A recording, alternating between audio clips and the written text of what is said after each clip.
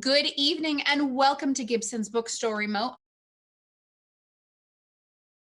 I am Elizabeth, the events coordinator at Gibson's Bookstore, and I am joined this evening by two poets as they join us for our Conversations with Granite State Poets series that we are putting on with Hobblebush Books, our wonderful New Hampshire-based publisher partner. We're so thrilled to have these two poets here with us tonight. Martha Carlson-Bradley has joined us at Gibson several times before. This is the first time I am meeting Liz All, but we are so thrilled to have her here tonight as well. Both of these poets have published several books of poetry, all of which are available from Gibson's Bookstore. We do ship, offer in-store browsing, or curbside pickup. Thank you so much to the two of you for joining us. Thank you for having us. Thank you so much. Thanks for putting this together. And I just wanted to, I'm going to be leading off, and then Martha will read, and then we'll chat. I just want to thank Kirsty Walker and Elizabeth and Gibson's for putting this together. I'm really appreciative of that labor. And really appreciative to have this book from Hobblebush, which is, I'm saying this not to be immodest, like not the stuff I did, but like the stuff that Kirsty did and Hobblebush did with this book is so beautiful, and I'm so grateful. I'm gonna read 3 poems from Beating the Bounds, and then I'm gonna read 3 poems from December that I wrote in December when I made myself do a poem a day grind thing, and that are coming together maybe in a pandemic chapbook. And then I'm going to read a last poem from the Hobblebush COVID Spring anthology as well. So that's the plan. Sometimes it's nice to know what's coming, you know, so you can like count down the poems. You're like, thank God she's almost done. All right. And I picked spring poems because that's how creative I am right now. It's spring, read spring poems. This first one is called Mud Song, all one word, Mud Song. Drip loose winter's cold tooth, the deeper bones still solid as January, but the skin's softening now. Breathing thaw, release, mud. Topsoil stew brewing in the new sun. Mud bowls filled to the brim with dirty broth. Morning's icy brulee licked across the surface of mud pudding. Mud tracked onto sagging snow crust. Mud sucking and squelching at your soles. Mud creeping onto the clean floors, even past the mudroom's vigilance. Mud ruts speckled with acorn caps, smooth mud shakes, road puree, mud painting spin art on a black car, hungry mud, swallowing all the grating gravel the road agent feeds it, asking for more.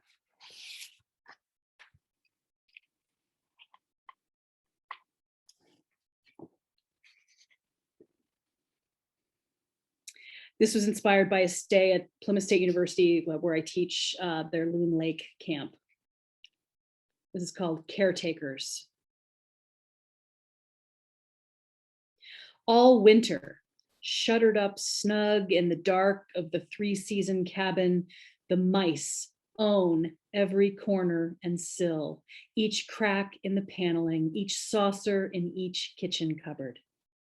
Even the wide open spaces seem safe. The territory expanded mere hours after the storm windows are latched into place.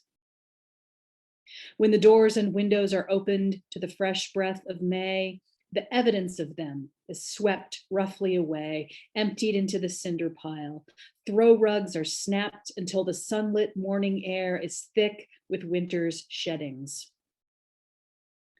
Soon enough, chalky pollen coats the floor of the screened-in porch, and I arrive mid-June to see how tiny tracks reveal the skittish reconnaissance of the skeleton crew left behind to scatter droppings, patrol the endless passages, the knot holes and the slight gaps where chimney and wall once met.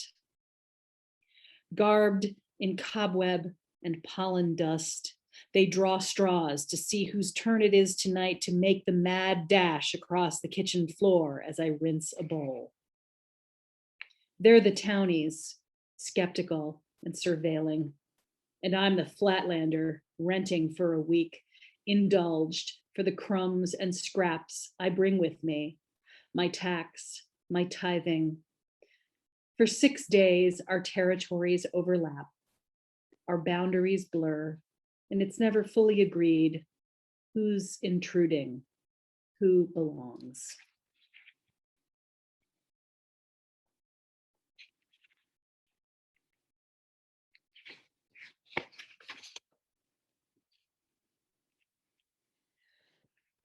Talking about the weather.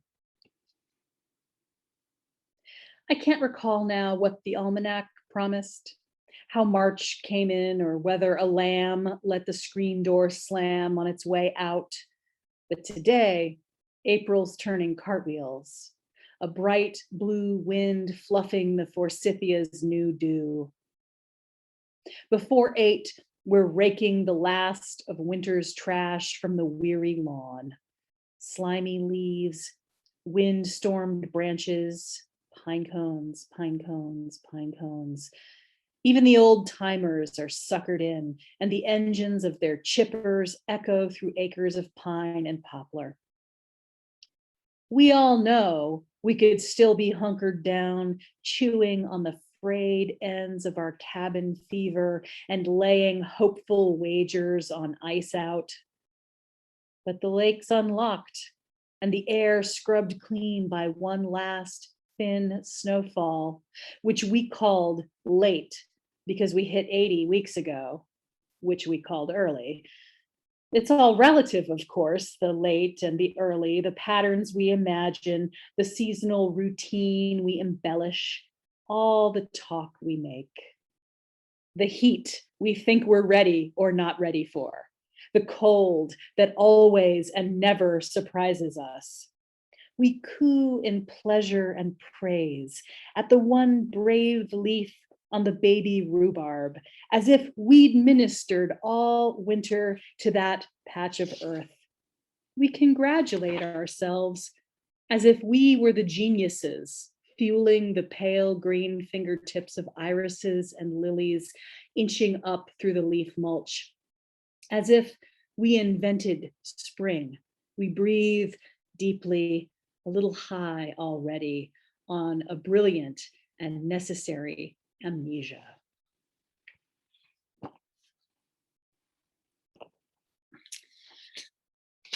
So, as I mentioned,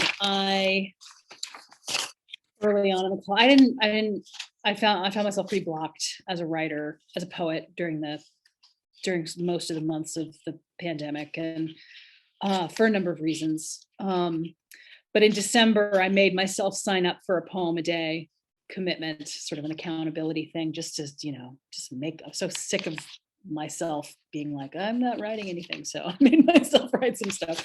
And I did. I honored my commitment. And from that came some poem drafts that I'm not entirely unpleased with. So I'm going to read 3 of those and then one more.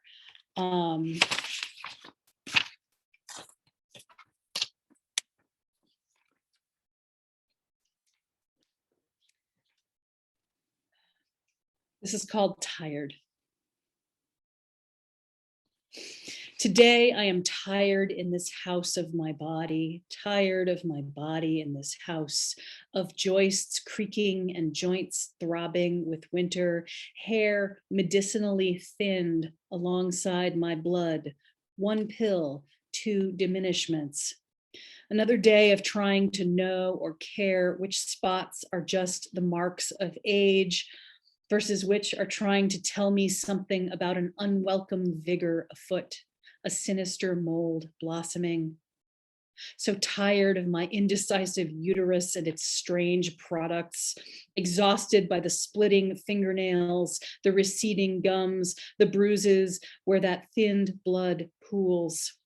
tired of my dirty windows and the thin skin of these walls behind which the hustle and scratch of mouse or squirrel will always summon me from sleep, which could be part of why I'm so tired, how each room of my body might conspire to nudge me from unremembered dreaming into the darkest hours, could be why I'm so spent with the kitchen's constant requests that meals be made or dishes cleaned, tired of the furnace rumbling awake, unsteady but unsubtle heart of the house, tired of the shuddering spin cycle of vertigo, tired of my lost washed hair caught in the drain's slow throat, even though I no longer brush it because of how much the brush held on to, tired of my eyes, which refuse further correction by the old spectacles, so I just don't wear them anymore. Tired of my tingling fingers, the elbow brace, the elbow pad, the jangling nerves. Tired of these limbs, these organs fused with these staircases, these sink basins. Tired of living here this year, tired of this year of sadness and guilt like dusty drapes just hanging there. Tired of feeling like furniture, of staying put. Tired of these useless hands, these greasy spatulas and shovels full of snow. Tired of never leaving this body, this house. Tired of the white noise of this vague vigilance, spiked occasionally with a sputtering rage, useless as radio static, tired of the stacked bricks of hours, dry and accumulating beneath a tarp. Tired of how this house and this body conspire to demand inadequate metaphors for each other, insisting there must be something to say to myself, to the world, about how I am a sofa, how I am laid out like hardwood. But instead, I keep remembering the black bear at the nature center who doesn't know she's supposed to be grateful she's a rescue. How, as I write this, she must still plod the slow circle of her own endurance, such a well-worn path, as if trying to outpace or shrug off the bulky burden of the home of her body. And now, too, the chafing weight of the saddle of metaphor I strap to her.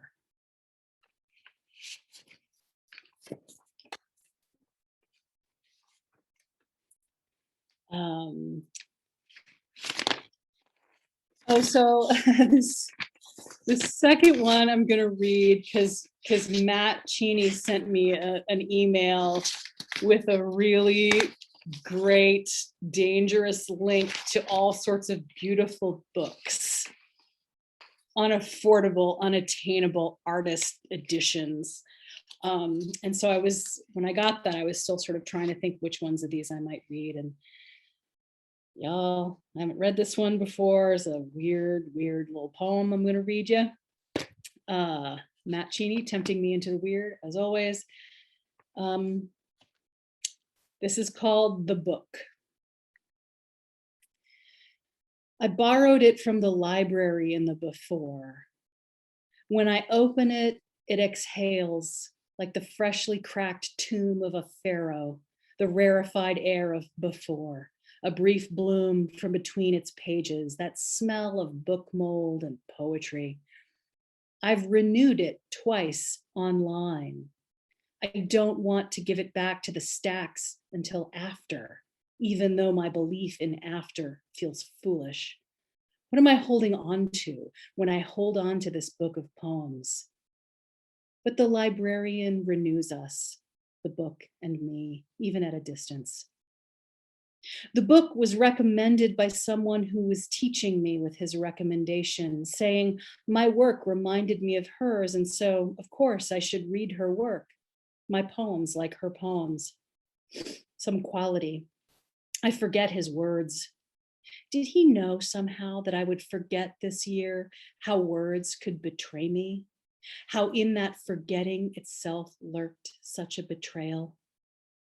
I ignored what I believed and swore about language, that it's slippery, that I should keep most of it to myself, that I should not offer it as any true appendage or glimpse of myself, that my self is a languaged construct not to be trusted. Overdue, then renewed, then overdue, then renewed. This book itself renews a thread to the past, this tangible link, this book quarantined from its brethren and cousins far from the stacks of the university library. What if I never bring it back? There will certainly be a cost to holding on to this book for longer than I'm supposed to, far past the borders of the generous and fair time given me. Enough to have read it through dozens of times, but I go slow, reading the homework for the exam that never comes. Homework given by a teacher who didn't mean it as homework, who meant only to say, your poems made me think of her poems, who had, he thought, something to offer. He did. I took it, the book of poems carried into this other world. Oh, book, I renew and refuse to finish. Oh, poems translated from a language I'll never learn. Oh, language, will you be a stranger to me once more so I can love you without trusting you?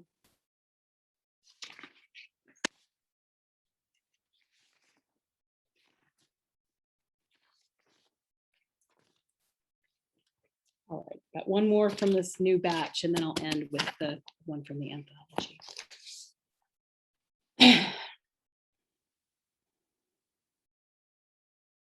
Strangers. On the whole, it's not their kindness I've depended on. Rather, I've leaned on their strangeness, their separateness, the fleeting acquaintanceship of proximity, waiting in line together or asking in the aisle of a grocery store where the Karo syrup or canned beans are. I miss the interpersonal commerce of strangership, different from friendship, but it turns out no small part of the ecosystem of my relations, my way and place in the world. If you're trying to take a group selfie at the scenic overlook, I will, unasked, offer to take it for you. I'll make the breakfast small talk at the B&B, the talk itself being a kind of breakfast, the breaking of the fasts of silence and distance, though both silence and distance are also conditions I've required. If at the gas station I see an eagle circling, a big one, I will point and say, look, I will want to make sure you don't miss it. I will invite you into the sudden, ephemeral room of shared looking, maybe shared wonder, some shade of intimacy, while we wait for our tanks to fill. I'm learning late that no talk is small. These new pandemic distances are too vast. And will you understand, strangers and friends, reading this, if I say it's strangers I'm missing more than friends? If I say I miss being a stranger among fellow strangers, wearing our regular old masks, navigating the regular old distances, polite distance, familiar distance, close distance.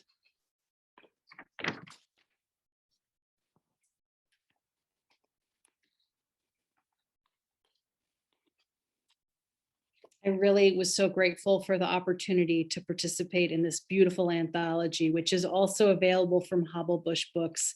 I think they're doing another one now.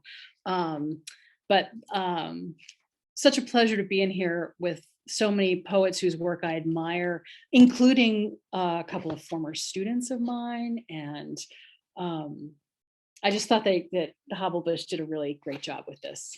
So honored to be involved. So this will be my last poem. It is,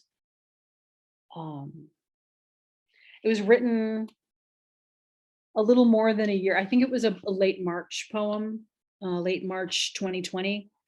it's 2021. Yeah, okay. How does time work again? I forget. So much of what I've been thinking about in the pandemic has to do with time, really. And you too, I'm sure. So anyway, this is called I Remember the Future. I can't tell from this distance, from my dining room, through the slider, the dim, rainy afternoon, through the stand of tall trees still not green. Can't tell if the second truckload of split firewood being delivered to the neighbors is green or seasoned. All I know is that it suddenly reminds me of the existence of the future, of the movement forward through time, of how time seasons split wood. Reminds me of winter, which is both long off ahead of me and barely concluded behind me. Hasn't given way fully to spring yet, though some green things are starting to happen close to the ground, and this rain must be helping. Even if it doesn't mean there couldn't be another dump of snow, but today, beyond that, I remember how to imagine the future wood stove fires of late October, early November, on into the dark depths of next February, and a wood pile burned down to its last precious splinters. The wood being delivered today reminds me about next and beyond, which I think I'd mostly forgotten how to say or conceive of with any conviction, but which now, thank you, empty truck driving off. I taste briefly, just briefly. I remember.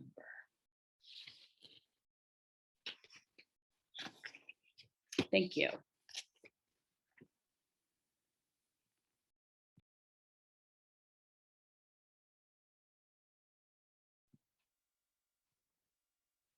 Liz, that was amazing. That was really wonderful.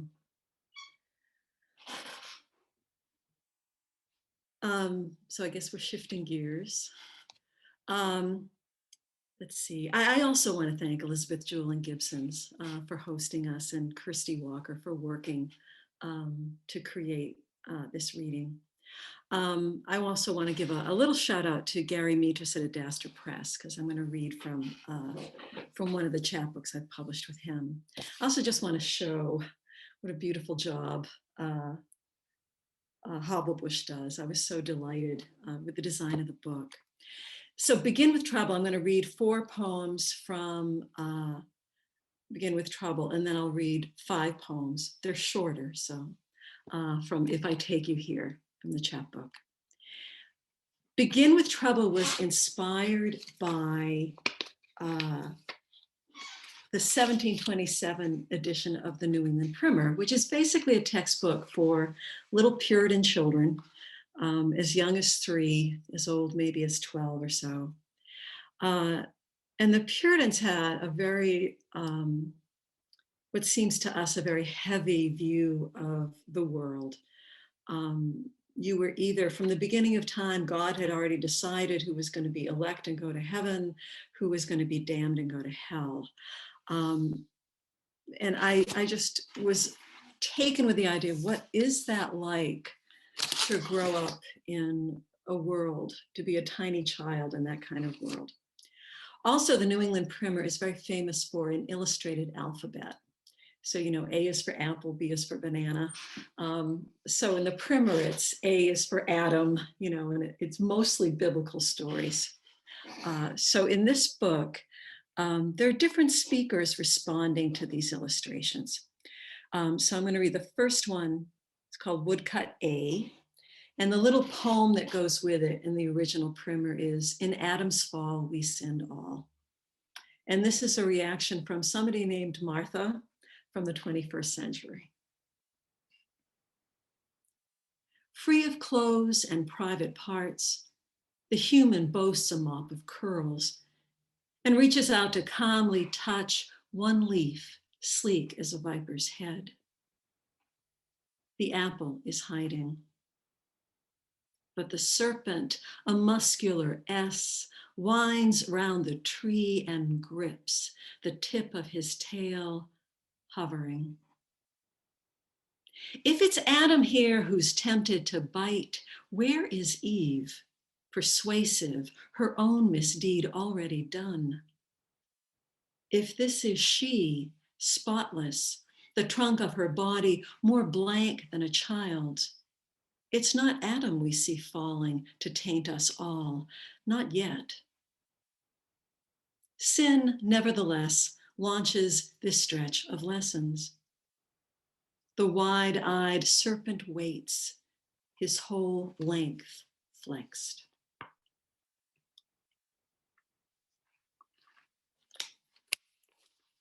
I thought in honor of Elizabeth Jewell, who spells Elizabeth with an S, I would read one from the point of view of an Elizabeth who also uses S in her name. She's 13 in 1730. And this is for woodcut G. She mentions a glass, that's an hourglass.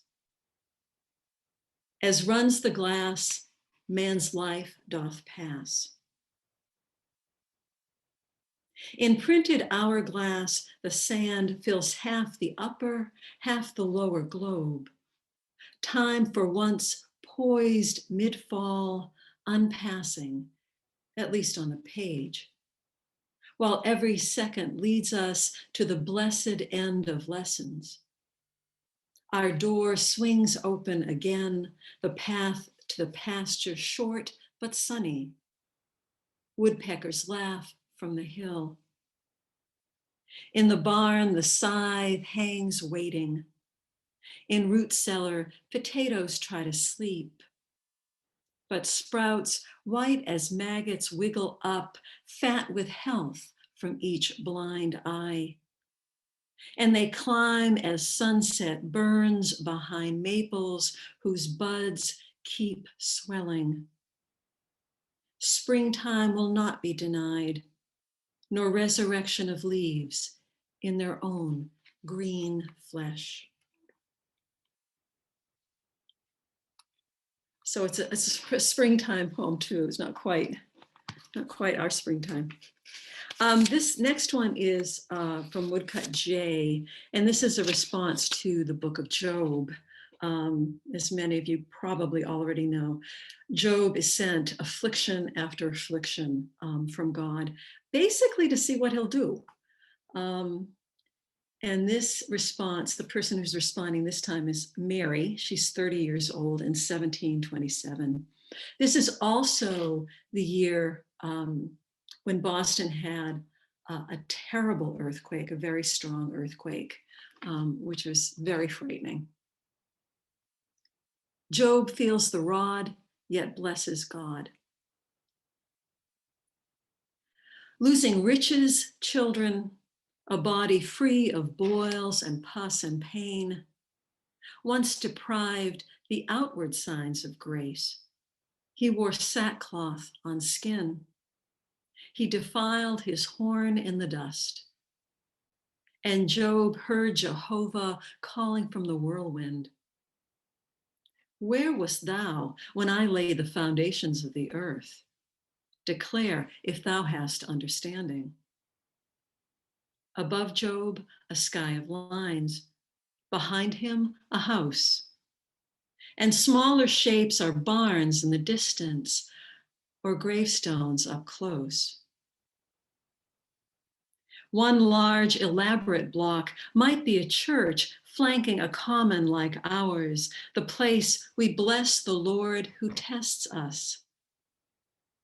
Frosts kill the seedlings planted too early. Blisters plague the hooves of the cow. And the ground heaved like sea beneath Boston as shingles fell in this season of thunder. And God's voice, wordless, roared like fire. Jubilant, Job raises tiny fingers, one thumb, the span of his right hand pressed into paper.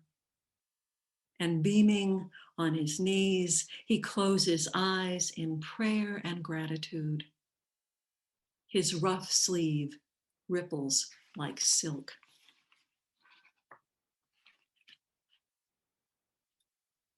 And there's a little tiny picture of Job. And actually in the primer, it's just slightly smaller than that, very, very tiny illustrations. So the last one from the primer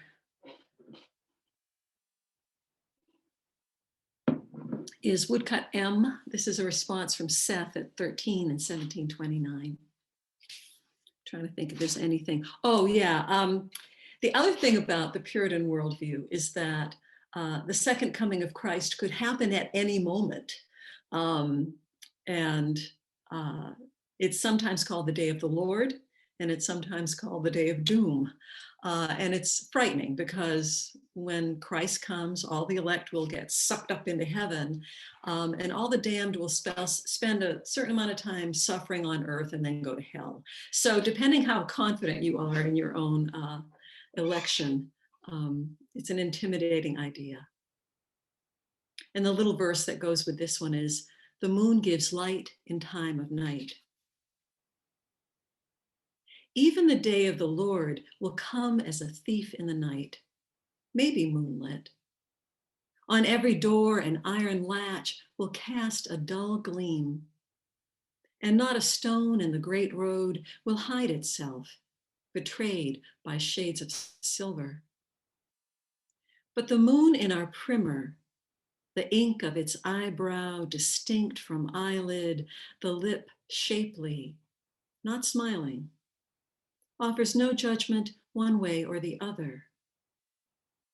Every month, the waning quarter melts away, and our streets again grow dark. When dog to dog start barking, house to house and hill to yet more distant hill, whatever we cannot see is speeding past us, or among, or through. Okay, so this is the little chapbook that came out by Adastra Press. If I take you here, this is probably one of the more autobiographical collections that I've written. My mother spent, from the age of 6, grew up in one house in a small town in northern Massachusetts, right on the New Hampshire border. And this is the same house that I visited my grandparents in. So this is the house I think of. And when my mother used to tell stories about her growing up, this is the house that I would imagine. When I was just a little bit under 11 years old, my grandfather died. My grandmother had died earlier than that. And it was a rental house. And within a year, they had torn the house down. So this is not a house I can ever go back to in the real world. And I was thinking that, well, what if you could go back in memory? And what if memory were a physical place that still kind of had the effects of and the quirks of memory? What would that be like? So that's kind of what I'm doing in these poems. Also, this is sort of one long poem. They don't have individual titles. If I take you here, back again at this back door, as the cold of the metal latch sinks into finger joints, it's November, maybe March, leaf mold scenting the chill. Only winter birds are speaking, their insights brief and sharp. Is anyone home? Can I come in? The spring on the screen door, stretching out, plays its taut, ascending scale.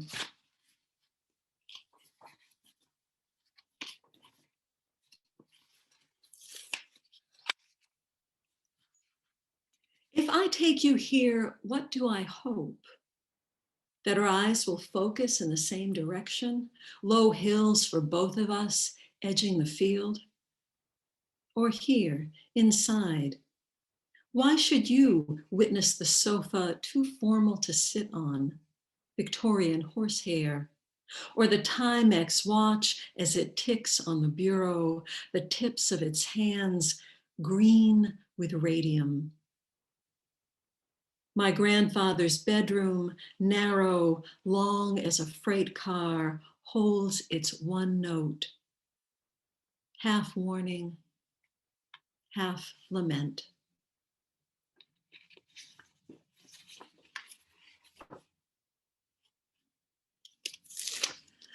The other thing about childhood is that there are a lot of sort of grown-up stories you don't really hear. You sometimes eavesdrop, you partially hear. You know something's going on, but you don't quite know what it is. Hands of cards face down on the table. A shot glass is lying, knocked on its side. And a bronze snake, poised on its shelf and patient, rears up on its own coiled tail.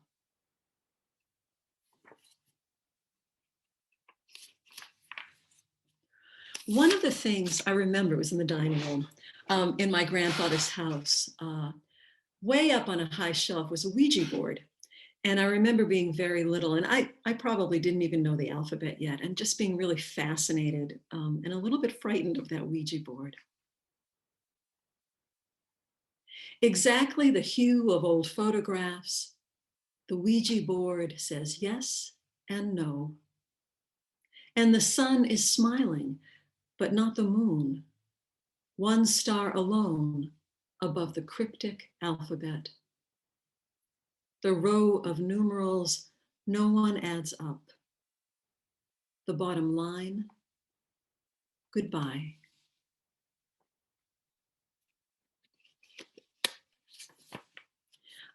This is the last poem I'm going to read tonight. It's also the last poem in the chapbook. I know that I have at least a couple of friends who are here tonight who are not from New England. So I'm not sure if you're familiar with what peepers are. If you're from New England, you know.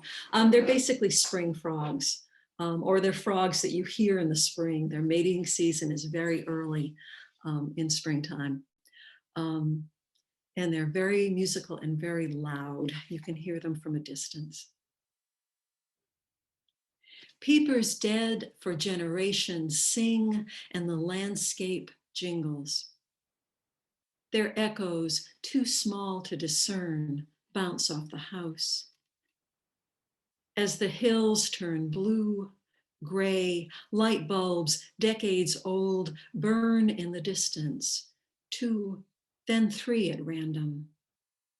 Other people's kitchens, miles away. From there, we glitter too, bright and lonely as the evening star. Thank you.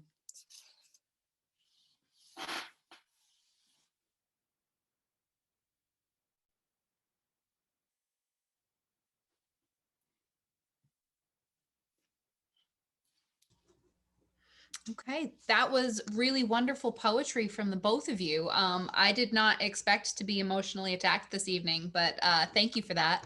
That some of those were really, really powerful, and were such a treat to hear that this evening. To our audience members, if you have questions for Liz or Martha, you can go ahead and throw them in the chat. I did have someone submit a question ahead of time. Well done, Hannah, for thinking ahead of time. And her question to each of you is, how has New Hampshire specifically shaped your writing, either in practice or in subject? Liz, we'll start with you. Apologies to those of you who've heard this spiel before. This book is essentially about me sort of figuring out like what it means like to live in New Hampshire, to be from and not from New Hampshire, to be of and not of a place. I think that, so when I first moved to New Hampshire, I lived in Bridgewater. Shout out to Bridgewater, love you, Bridgewater. And before I really even knew anybody, I went to Old Home Day. I'd met a couple neighbors and they're like, you should come to Old Home Day. I was like, okay, I have no idea what Old Home Day is. But they tell me to drive up the hill past where the pavement ends in my little Toyota Corolla from the big city. I'm like, oh God, like I'm off-roading in my Corolla. And I go up to and I think that, so you know what Old Home Day is. It's a celebration of the town and people come back to New Hampshire. And I go up to this old townhouse on the top of Bridgewater Hill and I go inside and, you know, the Boy Scouts are outside selling hot dogs and there's all the crafts and just everyone knows each other from way the hell back. And I'm not from here. I've got my Nebraska license plate on. So like identifiable as like not from here, which is fine. I like that. And I go inside, and inside the townhouse are pictures of old home days from like 100 years ago. And I just had this weird sense of, so cheesy, but like being a part of history or something. And so the oldness of New Hampshire, and the kind of, we sort of joke about like, oh, well, you're not really from here unless you've got like, I don't know how many generations in the ground or what the rules are exactly, but I'm clearly not from here. And yet one of the things I sort of think about in this book is I'm as from here as I'm from anywhere else, as longest I've ever lived anywhere. The only place I lived longer, like the last place I lived before I lived here was Nebraska, and I was there for grad school. I lived there for 6 years. And when I lived there, that was the longest I'd ever lived anywhere. So, but I'm not from there. But of course, my neighbor, Matt Cheney's dad, addressed me as Nebraska. That was his fond nickname for me, as if I was from Nebraska. And I was like, that's kind of cool. Like, I don't have a problem with that. So part of it is very new, is the oldness of New Hampshire, the history of New Hampshire, and this idea of like what counts as being from New Hampshire and not from New Hampshire.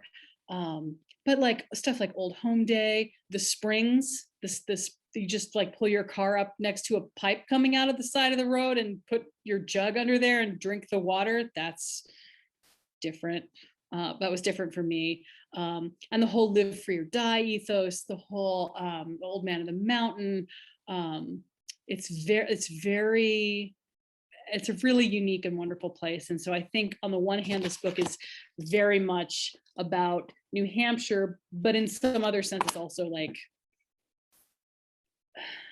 it's about the rural in some sort of general way, and also just about like, what does it mean to say you're from somewhere or you live somewhere, to occupy a place and to be connected to it. So that's how, I'm sure there's more, but that's part of how New Hampshire fuels my poetry. And thank you, Hannah, for that question. Martha. I grew up in New England, and actually really close to the New Hampshire border, and my family, my dad had friends in New Hampshire, so we spent some time in Fitzwilliam, Laurel Lake. So I had lived down, I'd gone to grad school in North Carolina, I had spent some time down south. So coming to New Hampshire really kind of felt like coming to very familiar territory, the landscape, the climate. It was really lovely. I do have one Old Home Day story. We had moved to Hillsborough. I live in Portsmouth now, but I lived in Hillsborough for a long time. And we moved into the house, and the very next day we decided to go for a walk. We walked up the hill towards the main street, and it was, we didn't know it, it was the parade. I don't think they called it Old Home Days, but it was the same thing. And I have to say, I got tears in my eyes, and I thought, what is it about this kind of parade that gives you that kind of emotional reaction? It was just very sweet. The whole town turned out, and the Boy Scouts were there, and I mean, it was just amazing. I also, I live in Portsmouth now, which is again a very historic place. I live in a building, a house that was built in 1810. So I think about the people who lived here, and actually they're probably going to work their way into or some version of them will work their way into a novel. Oh heck, now I forget what I was going to say. For a long time, I worked for the New Hampshire Writers Project. And so I got to meet a lot of writers from the area. So it's been a really wonderful place. I think one of the things that's nice, besides just the beauty of the state, is that depending on where you live, you can be relatively isolated. You can live near the woods, and then you can drive half an hour and go to a poetry reading. It's just, you know, the other writers and readers of writing are not that far away when you need them. So that's been a lovely thing. I want to say too that I just like, there is an urban New Hampshire that I'm not as familiar with, that is like, and also like an important part of the identity of the state and the region.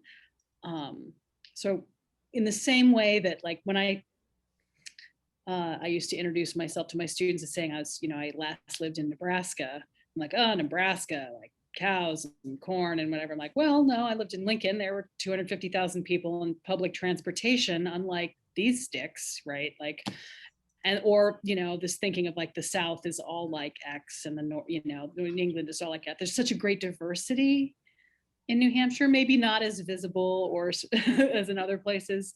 I mean, it's so I just want to acknowledge that like my New Hampshire experience is a very rural New Hampshire experience, which I think may have some things more in common with rural experiences outside of New England than say with urban experiences in New Hampshire and New England. So that's just another reason why New Hampshire is cool and interesting. So Janine would like to know from each of you, what gives each of you your inspiration? Martha, we'll start with you this time. It all depends. Sometimes it occurs to me, and we had been talking about the difference between, say, writing a novel after having been a poet and writing poems. I think even when I'm writing poems, at a certain point, I'm writing a book. So very often I'll stumble across something like an illustration from the New England Primer, and I get really interested in it, and I read up on it, and I discover more about it, and I start writing about it, and then I read a little more about it. So I have one full-length book of poems, very much about the natural world of New Hampshire. I read a lot about lichens and fungi and plants for that one. I have one about a map of the moon. I just get very taken with the names on the moon. So sometimes it's my reading. I stumble across something. I start to read about it. I get more and more interesting. And I think when I do that particular kind of project, there's a whole repository for metaphors that I probably wouldn't have thought of otherwise. So that's always fun. I have to say, though, that If I Take You Here is close to my heart, I think, because it is from personal experience. And I think if I were, right now I'm kind of entangled in prose and I want to finish those projects. But if I start another book, I think it may arise more out of personal experience. Again, I think it's time for me to try that kind of project. I know you try something, and if it makes you feel like, oh, I want to know more about it, or I want to dive more into it, that's where the inspiration comes from. But I have to start writing to see what I'm interested in. Sometimes I write something and it's like, no, it's just not that interesting. I think I can leave that aside. Martha, Ruth wants to know, are there themes that keep returning in your work? I don't think in terms of themes. I'm sure there are themes, but I recognize them after the fact. And in fact, that's one of the things that makes choosing a poetry reading, choosing the poems for reading fun, is because I realize, look at that. There's a snake in both of these books.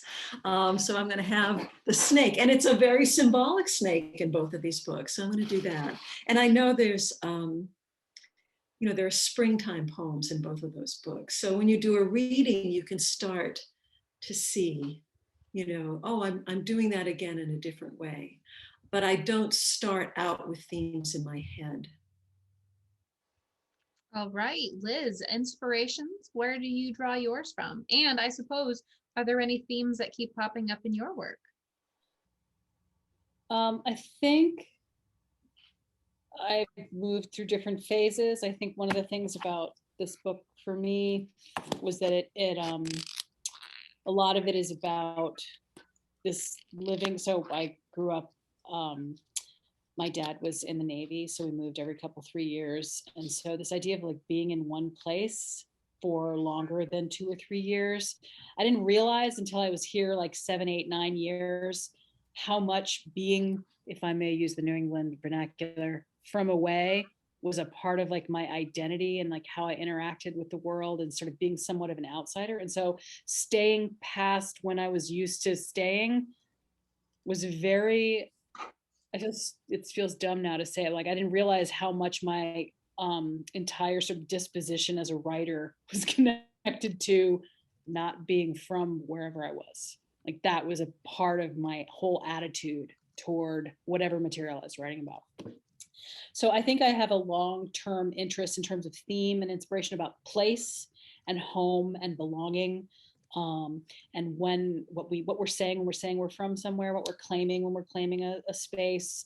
But then also, like Martha was talking about the map of the moon, I have a whole slew of poems that I haven't been able to like put anywhere in terms of a chapbook about the space program, about the Apollo, the Mercury, Gemini, and Apollo space program. I too love the Sea of Tranquility, the Ocean of Storms, like all that, all those names on the moon. I have a series of poems about poker. I like to play poker. Got at least one poker buddy here.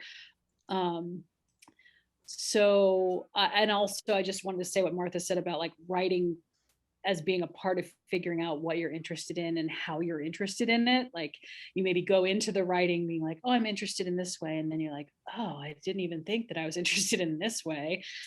So that really spoke to me as well. So I find inspiration all over the place. But yeah, this idea of place, I think, and home, and where one belongs and why it might matter. It's a recurring theme for me. Well, it might have taken you a couple decades to find New Hampshire, but seems like you were always just waiting to find your home here. So thank you very much to the two of you for joining us this evening, and to our audience members for signing in to listen to our poetry this evening. This has been a wonderful evening. Our audience, I want to send a big thank you to you for keeping a lively chat going. It's really exciting to see people reacting to poetry, and I've missed live audiences this past year and feeling the energy of people just reacting to lines. So this has been really, really wonderful, especially just to see any audience feedback coming back in. It's really wonderful. We do have 4 more poetry events this month, 2 of which are more with Hobblebush. And those are next Monday and the Monday after. Thank you so much to Hobblebush, to Kirsty for helping us set this up. Both books are available from Gibson's Bookstore. Thank you so much for everybody joining us tonight. Have a good night, everybody. Thank you. Good night. Thanks for coming. Good night. Thank you so much.